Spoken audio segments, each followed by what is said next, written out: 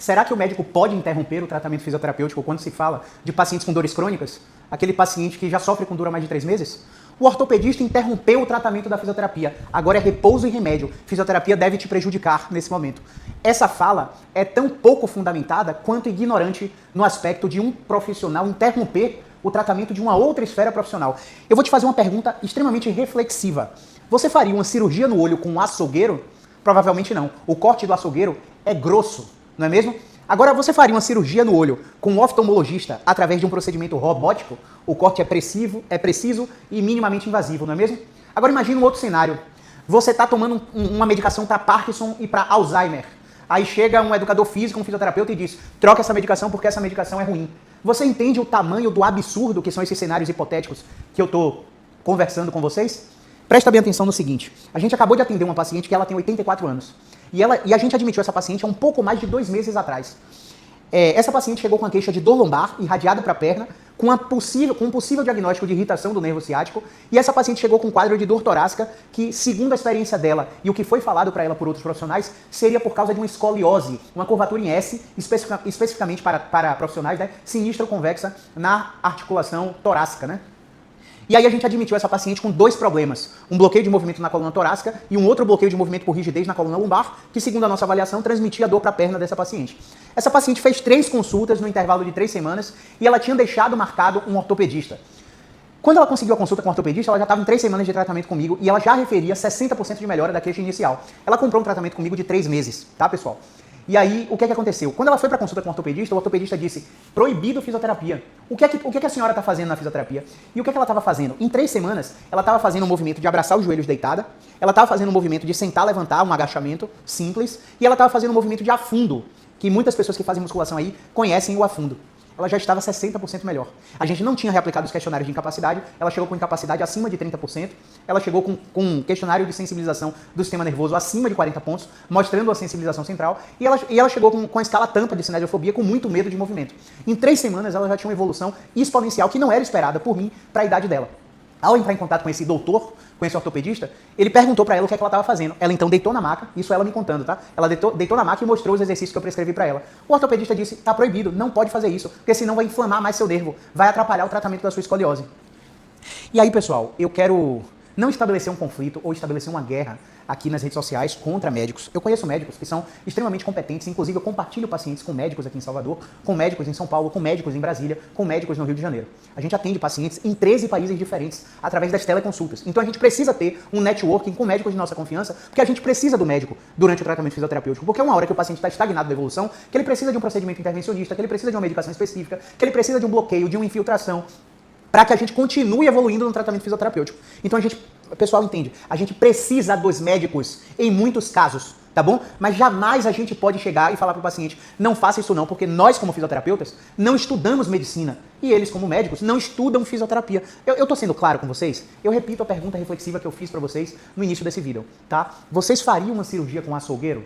Uma cirurgia no olho? Provavelmente não. Então, quando você segue a recomendação de um médico sobre o que fazer na fisioterapia, você está fazendo uma cirurgia no olho com um açougueiro. O médico ortopedista, ele não estudou movimento humano com a profundidade que o fisioterapeuta estuda. O médico, na maioria das vezes, ele acredita que sua dor só pode ser gerada por lesão, doença ou inflamação. Ele não conhece o aspecto de rigidez, ele não conhece o tratamento de rigidez. Na maioria das vezes, ele não tem tempo para avaliar o contexto do paciente.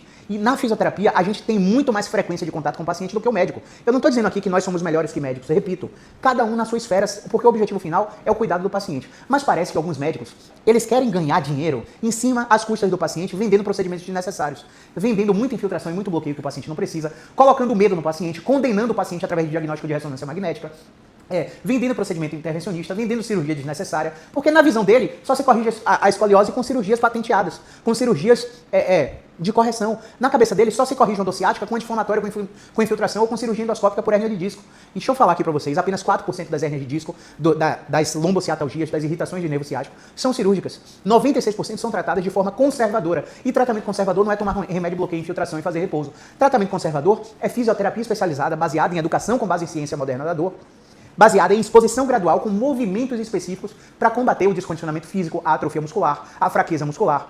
para combater inflamações, para combater sensibilizações do sistema nervoso, para amolecer rigidez. Eu fui claro? Então preste atenção, essa paciente com muito medo depois da consulta médica, ela simplesmente pediu para interromper o tratamento fisioterapêutico. E aí minha secretária falou comigo, eu mandei um áudio para ela, perguntei o que estava acontecendo, se ela queria fazer uma chamada de vídeo para ter algum esclarecimento, tirar alguma dúvida com a gente. Isso é praxe, tá? Como profissional, eu faço isso rotina, eu tiro as dúvidas dos nossos pacientes. E ela falou que nesse momento não poderia continuar e não quis me explicar por quê.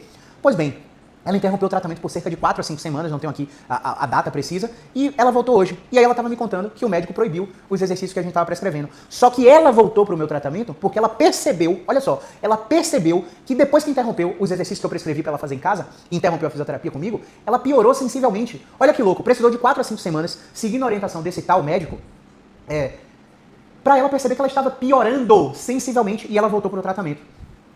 Ao voltar para o tratamento, a gente reavaliou o quadro e realmente a rigidez, o descondicionamento físico, o medo, o nível de ansiedade, o nível de catastrofização dessa paciente estava muito maior. Então a gente retomou o trabalho do zero. E ela não seguiu as orientações do ortopedista. Gente, mais uma vez eu quero ressaltar, eu não tenho nada contra ortopedista, eu não tenho nada contra médico. Nós precisamos dos médicos.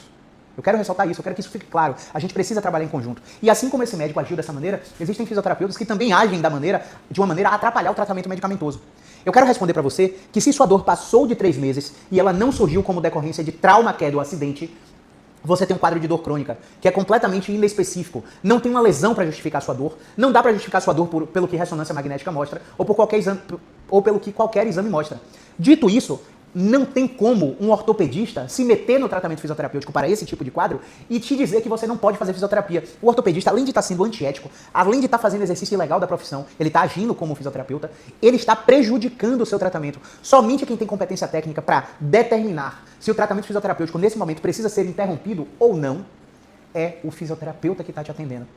Entende o que eu estou querendo dizer? O ortopedista ele não pode proibir o tratamento fisioterapêutico para casos de dor crônica. O tratamento fisioterapêutico é padrão ouro para um paciente com dor crônica melhorar. Então, resumo da ópera. Cuidado com os profissionais que vocês procuram. Se o profissional abre a luz no fim do túnel para te explicar como você vai melhorar e você sai da consulta com esse profissional mais esperançoso, esse é o profissional que você precisa cuidar. Agora, se o profissional ele te coloca medo e ao seguir as orientações do profissional você percebe que está cada vez pior, minha amiga, meu amigo, fujam desse tipo de profissional. Médico faz medicina, fisioterapeuta faz fisioterapia. E cada um no seu quadrado interfere de forma positiva na vida do paciente. Se o profissional da saúde, seja ele médico ou fisioterapeuta, está interferindo de forma negativa na sua vida, abandone o tratamento com esse profissional, beleza?